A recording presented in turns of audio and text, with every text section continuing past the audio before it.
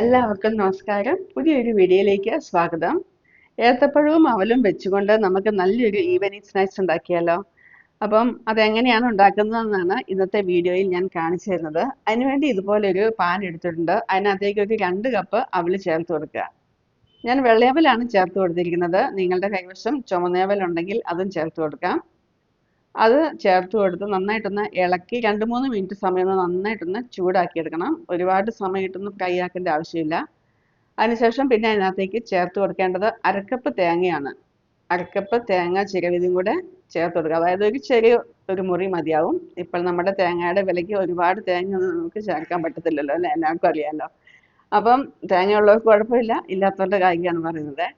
അത് നന്നായിട്ടൊന്ന് ഇളക്കി യോജിപ്പിച്ച് അത് 2 മിനിറ്റ് സമയം രണ്ടും കൂടി ഒന്ന് നന്നായിട്ടൊന്ന് ഇളക്കി യോജിപ്പിക്കണേ.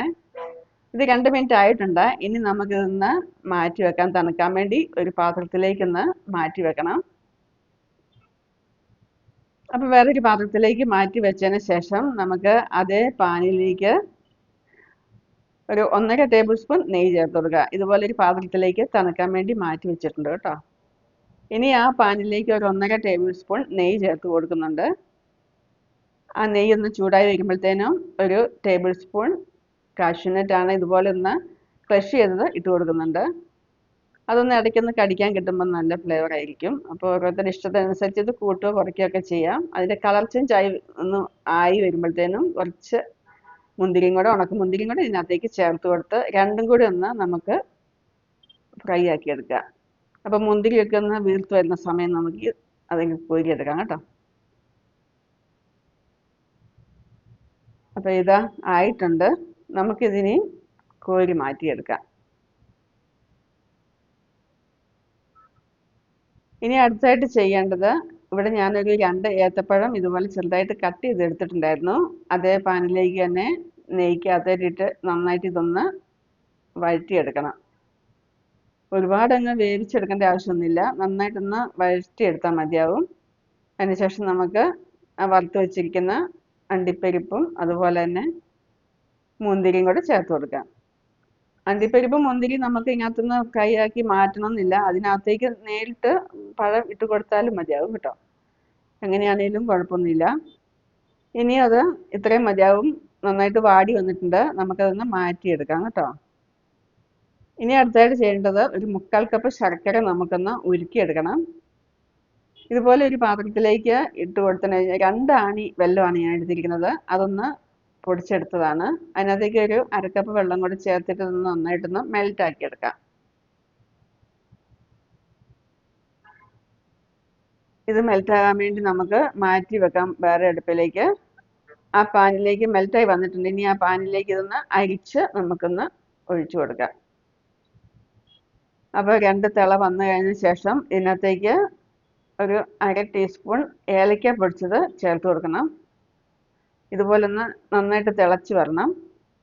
ഒത്തിരി അങ്ങോട്ട് കുറുകി പോകണ്ട കേട്ടോ. അപ്പോൾ ഏലക്കാപ്പൊടിയും കൂടി ചേർത്ത് കൊടുത്തതിന് ശേഷം നമ്മൾ ആ അവലും തേങ്ങയും കൂടെ മിക്സിയിൽ ഇതുപോലെ പൊടിച്ചെടുക്കണം. തണുത്തതിന് ശേഷം പൊടിച്ചെടുത്തത് ഇത് ഈ കൂട്ടിലേക്ക് ഇട്ട് കൊടുത്ത് നന്നായിട്ടൊന്ന് ഇളക്കി യോജിപ്പിക്കുക.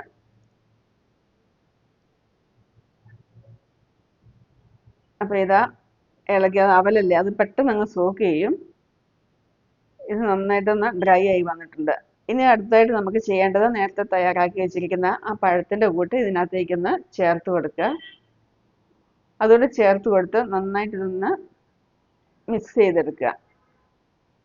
അപ്പം നമുക്ക് ഇഷ്ടമുള്ള ഷേപ്പിലൊക്കെ ഇതെടുക്കാം. ഉരുട്ടി വേണമെങ്കിലും എടുക്കാം കേട്ടോ. ഇതിങ്ങനെ ചെറിയ ഉരുളകളാക്കി എടുത്തതിന് ശേഷം നമുക്ക് ബ്രെഡിൻ്റെ ക്രംസ് ഉണ്ടല്ലോ, അതിനകത്തൊക്കെ ഒന്ന് കോട്ട് ചെയ്തെടുക്കുവാണെങ്കിലും നല്ലതാണ്. ഇതിപ്പം ഞാൻ ചെയ്യുന്നത് എന്താണെന്ന് വെച്ചാൽ ഇതുപോലെ ട്രേയിലേക്ക് ഒന്ന് ഇട്ട് കൊടുത്ത് ഒരു നല്ല സ്ക്വയർ ഷേപ്പിലാക്കി എടുക്കുക ചെയ്തത്. അപ്പോൾ ഇതിനകത്തേക്ക് ഇട്ട് കൊടുത്തതിന് ശേഷം നമുക്ക് 1 മണിക്കൂർ സമയം തണുക്കാൻ വേണ്ടി മാറ്റി വെക്കണം. അപ്പോൾ 1 മണിക്കൂർ തണുത്ത് കഴിയുമ്പോൾ ഇത് നന്നായിട്ടൊന്ന് ഉറച്ച് വരും. എന്നിട്ട് നമുക്ക് ഇഷ്ടമുള്ള ഷേപ്പിലൊക്കെ ഒന്ന് കട്ട് ചെയ്തെടുക്കാം കേട്ടോ. ഇതുപോലെ സ്ക്വയർ ട്രേ വേണമെന്നൊന്നുമില്ല. നമുക്ക് സാധാരണ ഏതെങ്കിലും ഒരു പാത്രത്തിലേക്ക് അല്പം നെയ്യ് എന്തെങ്കിലും പാത്രത്തിൽ തടവിയിട്ട് ഇതുപോലെ ഇട്ട് കൊടുത്ത് 1 മണിക്കൂർ ഒന്ന് വെയിറ്റ് ചെയ്താൽ മതിയാകും. എന്നിട്ട് ഇഷ്ടമുള്ള ഷേപ്പിൽ നമുക്ക് വട്ടയപ്പമൊക്കെ മുറിച്ചെടുക്കുന്ന പോലെ മുറിച്ചെടുക്കാം കേട്ടോ. അപ്പോൾ ഇതാ ഞാനിത് മുറിച്ച് നമുക്ക് സ്ക്വയർ പീസായിട്ട് ഞാൻ കട്ട് ചെയ്ത് എടുത്തിട്ടുണ്ട്. അപ്പം നിങ്ങൾക്ക് ഇഷ്ടപ്പെട്ടെങ്കിൽ തീർച്ചയായിട്ടും ഒന്ന് ലൈക്ക് ചെയ്ത് ഷെയർ ചെയ്ത് സബ്സ്ക്രൈബ് ചെയ്യാൻ മറക്കരുതേ. Bye bye.